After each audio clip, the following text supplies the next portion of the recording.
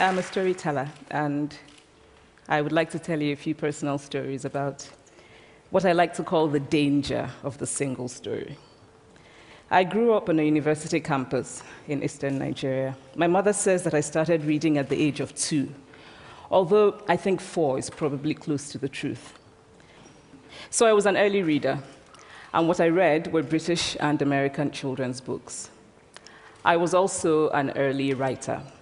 And when I began to write at about the age of 7, stories in pencil with crayon illustrations that my poor mother was obligated to read, I wrote exactly the kinds of stories I was reading. All my characters were white and blue-eyed. They played in the snow. They ate apples. And they talked a lot about the weather, how lovely it was that the sun had come out. Now, this despite the fact that I lived in Nigeria. I had never been outside Nigeria. We didn't have snow. We ate mangoes. And we never talked about the weather because there was no need to. My characters also drank a lot of ginger beer because the characters in the British books I read drank ginger beer. Never mind that I had no idea what ginger beer was. And for many years afterwards, I would have a desperate desire to taste ginger beer. But that is another story. What this demonstrates, I think, is how impressionable and vulnerable we are in the face of a story, particularly as children.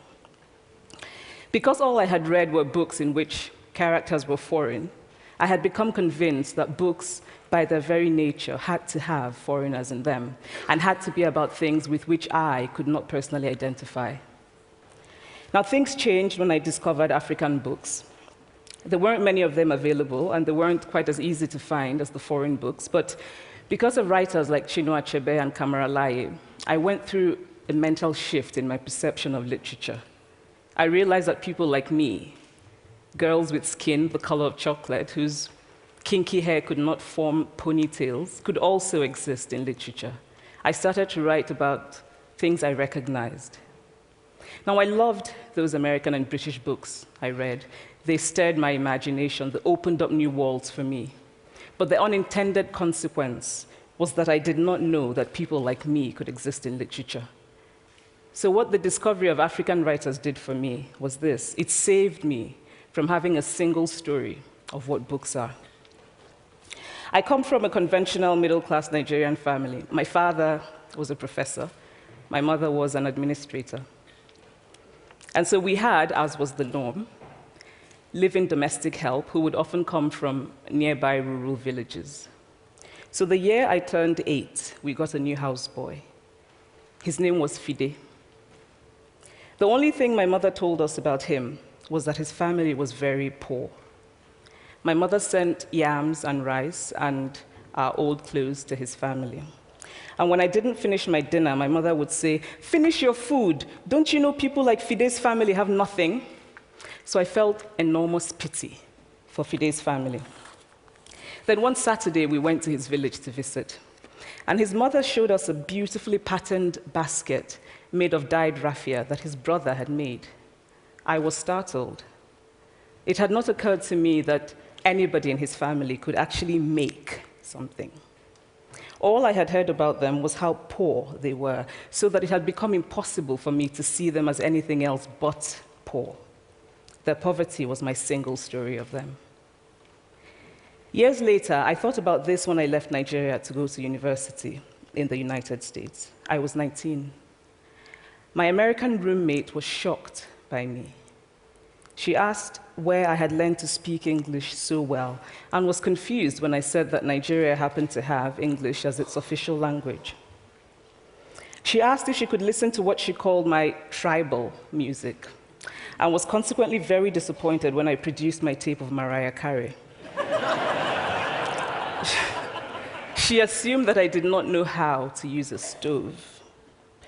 What struck me was this. She had felt sorry for me even before she saw me. Her default position toward me, as an African, was a kind of patronizing, well-meaning pity. My roommate had a single story of Africa, a single story of catastrophe. In this single story, there was no possibility of Africans being similar to her in any way, no possibility of feelings more complex than pity, no possibility of a connection as human equals. I must say that before I went to the US, I didn't consciously identify as African. But in the US, whenever Africa came up, people turned to me, never mind that I knew nothing about places like Namibia. But I did come to embrace this new identity, and in many ways, I think of myself now as African, although I still get quite irritable when Africa is referred to as a country, the most recent example being my otherwise wonderful flight from Lagos 2 days ago, in which there was an announcement on the Virgin flight about their charity walk in India, Africa, and other countries. So after I had spent some years in the US as an African, I began to understand my roommate's response to me. If I had not grown up in Nigeria, and if all I knew about Africa were from popular images, I too would think that Africa was a place of beautiful landscapes, beautiful animals, and incomprehensible people fighting senseless wars, dying of poverty and AIDS, unable to speak for themselves, and waiting to be saved by a kind white foreigner. I would see Africans in the same way that I, as a child, had seen Fide's family. This single story of Africa ultimately comes, I think, from Western literature. Now, here's a quote from the writing of a London merchant called John Locke, who sailed to West Africa in 1561 and kept a fascinating account of his voyage.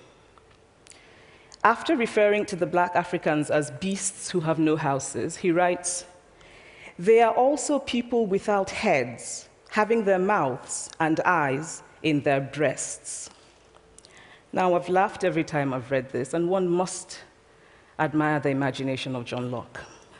But what is important about his writing is that it represents the beginning of a tradition of telling African stories in the West, a tradition of sub-Saharan Africa as a place of negatives, of difference, of darkness, of people who, in the words of the wonderful poet Rudyard Kipling, are half devil, half child. And so I began to realize that my American roommate must have, throughout her life, seen and heard different versions of this single story. As had a professor who once told me that my novel was not authentically African.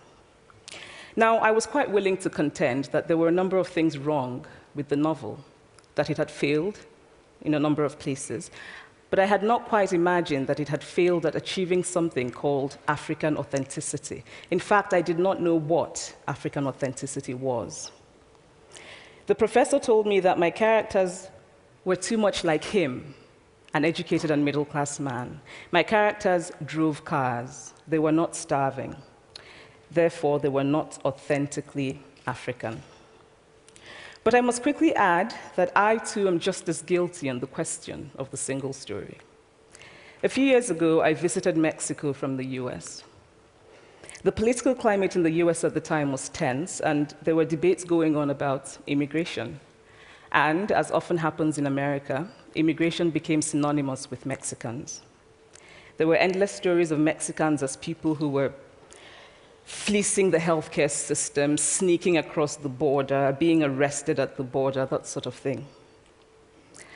I remember walking around on my first day in Guadalajara, watching the people going to work, rolling up tortillas in the marketplace, smoking, laughing. I remember first feeling slight surprise, and then I was overwhelmed with shame. I realized that I had been so immersed in the media coverage of Mexicans that they had become one thing in my mind, the abject immigrant. I had bought into the single story of Mexicans, and I could not have been more ashamed of myself. So that is how to create a single story. Show a people as one thing, as only one thing, over and over again, and that is what they become. It is impossible to talk about the single story without talking about power. There is a word, an Igbo word, that I think about whenever I think about the power structures of the world, and it is nkali. It's a noun that loosely translates to be greater than another. Like our economic and political worlds, stories too are defined by the principle of nkali. How they are told, who tells them, when they are told, how many stories are told, are really dependent on power. Power is the ability not just to tell the story of another person, but to make it the definitive story of that person. The Palestinian poet Mourid Barghouti writes that if you want to dispossess a people, the simplest way to do it is to tell their story and to start with secondly. Start the story with the arrows of the Native Americans and not with the arrival of the British, and you have an entirely different story. Start the story with the failure of the African state and not with the colonial creation of the African state, and you have an entirely different story. I recently spoke at a university where a student told me that it was such a shame that Nigerian men were physical abusers like the father character in my novel. I told him that I had just read a novel called American Psycho, and that it was such a shame that young Americans were serial murderers. Now,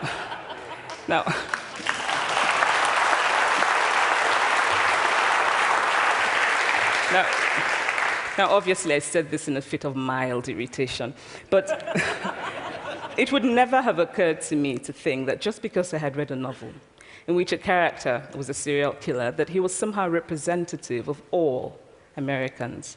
And now, this is not because I'm a better person than that student, but because of America's cultural and economic power, I had many stories of America. I had read Tylan, Updike, and Steinbeck, and Gateskill. I did not have a single story of America. When I learned some years ago that writers were expected to have had really unhappy childhoods to be successful, I began to think about how I could invent horrible things my parents had done to me. But the truth is that I had a very happy childhood, full of laughter and love, in a very close-knit family. But I also had grandfathers who died in refugee camps. My cousin, Polly, died because he could not get adequate health care. One of my closest friends, Okoloma, died in a plane crash because our fire trucks did not have water. I grew up under repressive military governments that devalued education so that sometimes my parents were not paid their salaries. And so as a child, I saw jam disappear from the breakfast table. Then margarine disappeared. Then bread became too expensive. Then milk became rationed. And most of all, a kind of normalized political fear invaded our lives. All of these stories make me who I am. But to insist on only these negative stories is to flatten my experience and to overlook the many other stories that formed me. The single story creates stereotypes, and the problem with stereotypes is not that they are untrue, but that they are incomplete. They make one story become the only story. Of course, Africa is a continent full of catastrophes. The immense ones, such as the horrific rapes in Congo, and depressing ones, such as the fact that 5,000 people apply for one job vacancy in Nigeria. But there are other stories that are not about catastrophe, and it is very important, it is just as important to talk about them. I've always felt that it is impossible to engage properly with a place or a person without engaging with all of the stories of that place and that person. The consequence of the single story is this: it robs people of dignity. It makes our recognition of our equal humanity difficult. It emphasizes how we are different rather than how we are similar. So what if before my Mexican trip, I had followed the immigration debate from both sides, the US and the Mexican? What if my mother had told us that Fide's family was poor and hardworking? What if we had an African television network that broadcast diverse African stories all over the world, what the Nigerian writer Chinua Achebe calls a balance of stories? What if my roommate knew about my Nigerian publisher, Mukhtar Bakare, a remarkable man who left his job in a bank to follow his dream and start a publishing house? Now, the conventional wisdom was that Nigerians don't read literature. He disagreed. He felt that people who could read would read if you made literature affordable and available to them. Shortly after he published my first novel, I went to a TV station in Lagos to do an interview. And a woman who worked there as a messenger came up to me and said, "I really liked your novel. I didn't like the ending. Now you must write a sequel, and this is what will happen." And she went on to tell me what to write in the sequel. Now, I was not only charmed, I was very moved. Here was a woman, part of the ordinary masses of Nigerians who were not supposed to be readers. She had not only read the book, but she had taken ownership of it and felt justified in telling me what to write in the sequel. Now, what if my roommate knew about my friend, Fumi Yonda, a fearless woman who hosts a TV show in Lagos and is determined to tell the stories that we prefer to forget? What if my roommate knew about the heart procedure that was performed in the Lagos hospital last week? What if my roommate knew about contemporary Nigerian music, talented people singing in English and Pidgin and Igbo and Yoruba and Ijo, mixing influences from Jay-Z to Fela to Bob Marley to their grandfathers? What if my roommate knew about the female lawyer who recently went to court in Nigeria to challenge a ridiculous law that required women to get their husband's consent before renewing their passports? What if my roommate knew about Nollywood, full of innovative people making films despite great technical odds? Films so popular that they really are the best example of Nigerians consuming what they produce. What if my roommate knew about my wonderfully ambitious hair braider who has just started her own business selling hair extensions? Or about the millions of other Nigerians who start businesses and sometimes fail, but continue to nurse ambition? Every time I am home, I am confronted with the usual sources of irritation for most Nigerians: our failed infrastructure, our failed government, but also by the incredible resilience of people who thrive despite the government rather than because of it. I teach writing workshops in Lagos every summer, and it is amazing to me how many people apply, how many people are eager to write, to tell stories. My Nigerian publisher and I have just started a nonprofit called Farafina Trust, and we have big dreams of building libraries and refurbishing libraries that already exist and providing books for state schools that don't have anything in their libraries, and also of organizing lots and lots of workshops on reading and writing for all the people who are eager to tell our many stories. Stories matter. Many stories matter. Stories have been used to dispossess and to malign, but stories can also be used to empower and to humanize. Stories can break the dignity of a people, but stories can also repair that broken dignity. The American writer Alice Walker wrote this about her southern relatives who had moved to the north, and she introduced them to a book about the southern life that they had left behind. They sat around reading the book themselves, listening to me read the book, and a kind of paradise was regained. I would like to end with this thought, that when we reject the single story, when we realize that there is never a single story about any place, we regain a kind of paradise. Thank you.